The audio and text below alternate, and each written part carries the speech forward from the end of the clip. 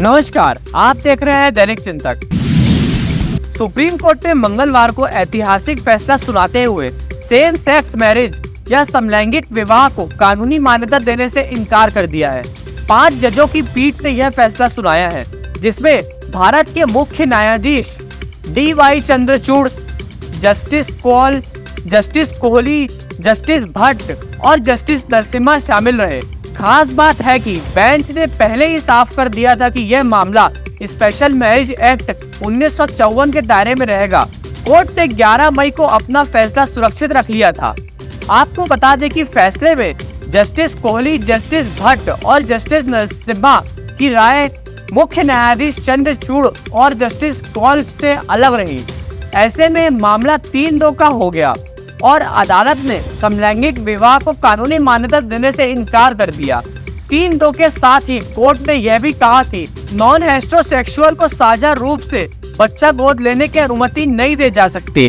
5 न्यायाधीशों में से 4 ने अलग अलग फैसला सुनाया। इनमें CJI चंद्रचूड़ और जस्टिस कौल शादी को मान्यता देने के पक्ष में नजर आए। वहीं जस्टिस भट्ट, जस्टिस कोहली और जस्टिस नरसिम्हा ने इसे मौलिक अधिकार के रूप में मान्यता नहीं दी जा सकती। जब शादी का अधिकार सिर्फ वैधानिक होता है और मौलिक नहीं, तो इसे कानूनी तौर पर लागू नहीं किया जा सकता। आपको बता दें कि मंगलवार को भारत के मुख्य न्यायाधीश ने साफ कर दिया है कि अदालत की तरफ से कानून नहीं बनाया जा सकता और विशेष विवाह अधिनियम SMA में बदलाव का आधार संसद के पास है।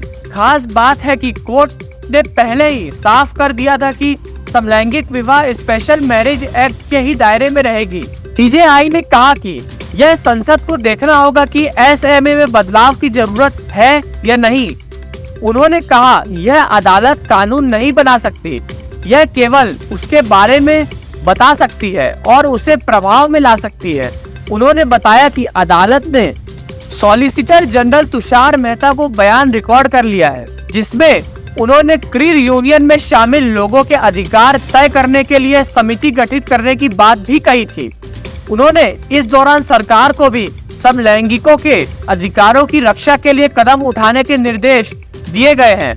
साथ ही उन्होंने कहा कि पुलिस को भी समलैंगिक जोड़ों के खिलाफ उनके रिश्ते को लेकर शुरुआती जांच के बाद ही FIR दर्ज करनी होगी। उन्होंने कहा कि समलैंगिकता शहरी या अपर क्लास तक सीमित नहीं है।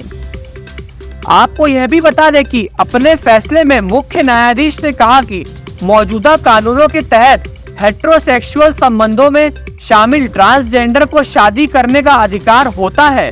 उन्होंने कहा कि क्वीर कपल समेत अविवाहित लोग साझा तौर पर बच्चे को गोद भी ले सकते हैं।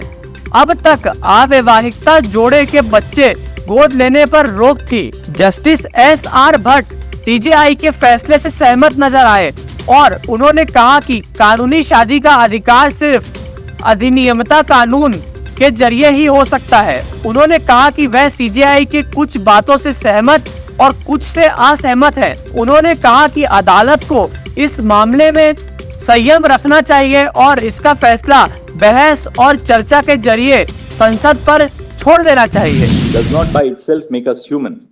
These qualities are necessary elements of our humanity, but taken alone they paint an incomplete picture. In addition to these qualities, our ability to feel love and affection for one another makes us human. We may not be unique in our ability to feel the emotion of love, but it is certainly a fundamental feature of our humanity. We have an innate need to see and to be seen, to have our identity, emotions, and needs fully acknowledged, recognized, and accepted. The ability to feel emotions such as grief, happiness, anger, and affection, and the need to share them with others makes us who we are. As human beings, we seek companionship, and most of us value abiding relationships with other human beings in different forms and capacities. These relationships may take many forms: the natal family, cousins and relatives, friends, romantic partnerships, mentors or students. Of these, the natal family as well as the family created with one's life partner form the fundamental groups of society. The need and ability to be a part of a family forms a core component of our humanity. These relationships, which nourish the emotional and spiritual aspects of our humanity, are important in and of themselves. Further, they are as important to self-development as the intellectual and eventually financial nourishment we receive through education. Self-development cannot be measured solely in terms of educational qualifications and financial capabilities. Such a description is to forget what makes us human. It is insufficient if persons have the ability and freedom to form relationships unregulated by the state. For the full enjoyment of such relationships, it is necessary that the state accord recognition to such relationships.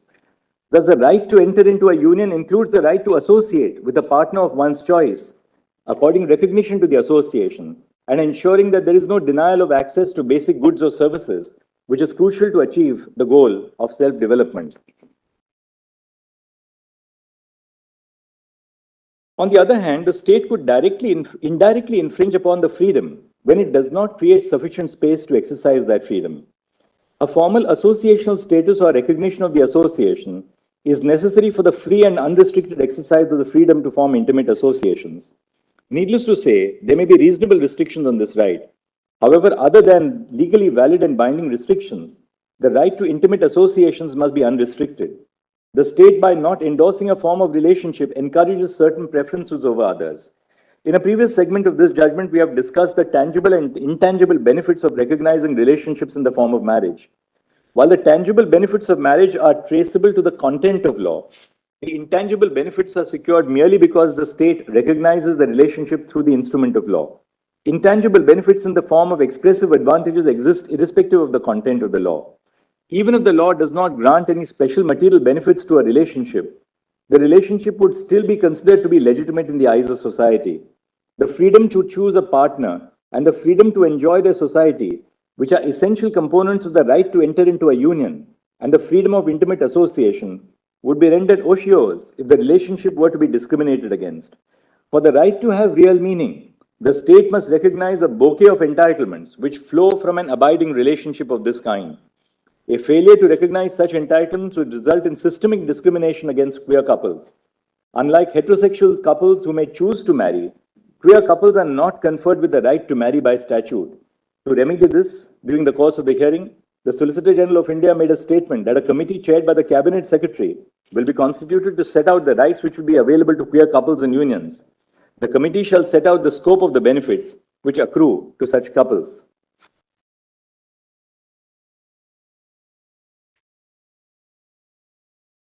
I've traced the right to form unions through a variety of provisions of the Constitution, and I'll refer to Article 19(1)(e) among other things.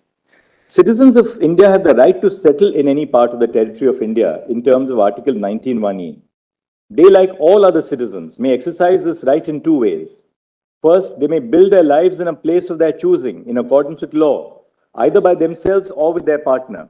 They may reside in that place permanently. धन्यवाद। आप देख रहे हैं दैनिक चिंतक। आगे की update के लिए बने रहे हमारे साथ। हमारे चैनल को लाइक, सब्सक्राइब और शेयर करना ना भूलें।